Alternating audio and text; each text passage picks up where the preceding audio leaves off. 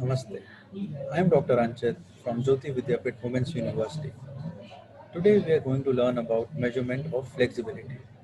In the previous lessons, we had learned about measurement of strength, in which we measured the one repetition maxima. Then we read about measurement of endurance, in which we studied the broad assessment of upper limb, lower limb, and the trunk, also the core muscles. Today, we are going to learn about the third aspect, that is the measurement of flexibility. So, let us begin. So, there is as such no particular test present to evaluate overall flexibility of the body.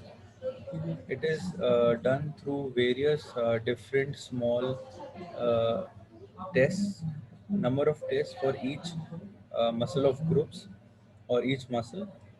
In totality, after measuring everything in totality, we conclude the total body flexibility. So flexibility measurements include flexion and extension movements. No general test is available that provides the representative values of total body flexibility. Tests are specific to each joint and muscle group and area of the connective tissue. Because flexibility is both joint specific as well as muscular specific. So it cannot be generalized into one single test. The most accurate tests are of flexibility are those in which goniometer is used. Goniometer is a device that is used to evaluate the degree of movement of a joint, which helps in determining the total flexibility.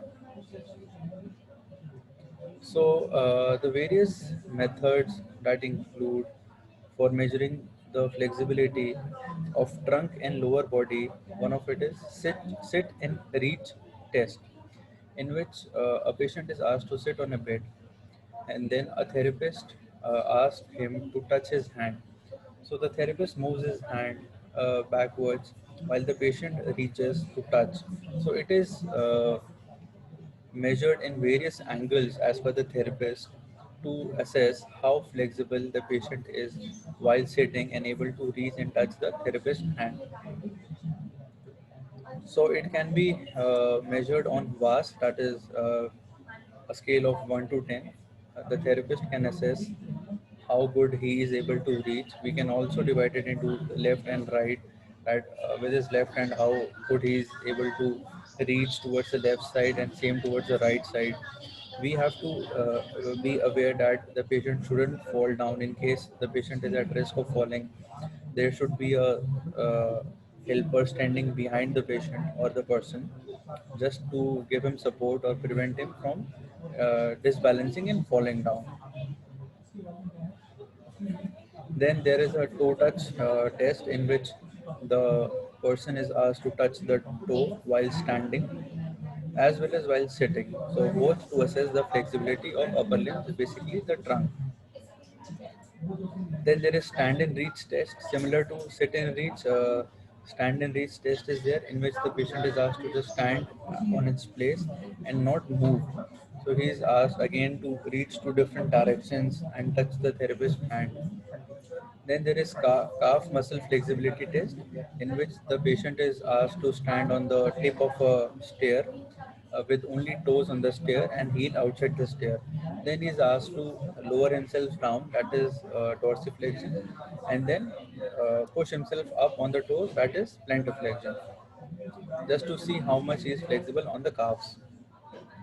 Then there are trunk rotation tests which can be done standing, in which the patient is asked to turn the trunk while keeping the lower limbs stable, turn towards left and then turn towards right. So it determines the rotation of the trunk. Then the upper body, this was the trunk flexibility. Then measuring the upper body flexibility, there is a shoulder neck mobility, in which the shoulder mobility is measured. This can be measured by checking out the various movements at the shoulder. Also reaching out at the back is one of the most evaluative tests done, because reaching onto the back with the hand is, if one is able to do it, it means that he is quite flexible at the shoulder. Shoulder rotation and flexion test, again that is the shoulder flexion and rotation exercises are done just to see how much he is able to do. we know the normal ranges of every movement. So on that basis, we evaluate at how flexible the patient is.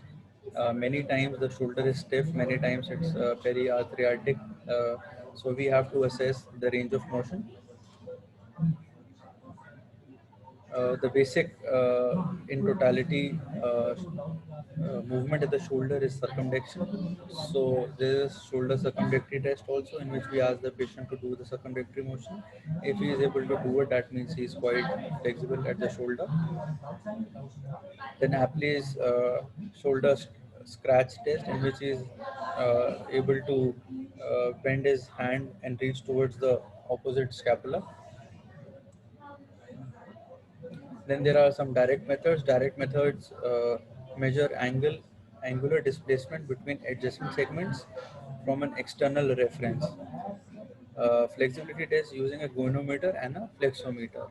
So in which we use basically goniometers to see, such as hamstring test, straight leg test, and modified Thomas test. So these are the various small tests done to evaluate the flexibility of the body. As mentioned, there is not one test which evaluates the flexibility. There are many small tests to determine the flexibility of upper limb, lower limb, and trunk. So I hope it is clear to you. In case of any doubt, please put in a comment in the text in the comment section, and we'll solve it in the live session. Thank you.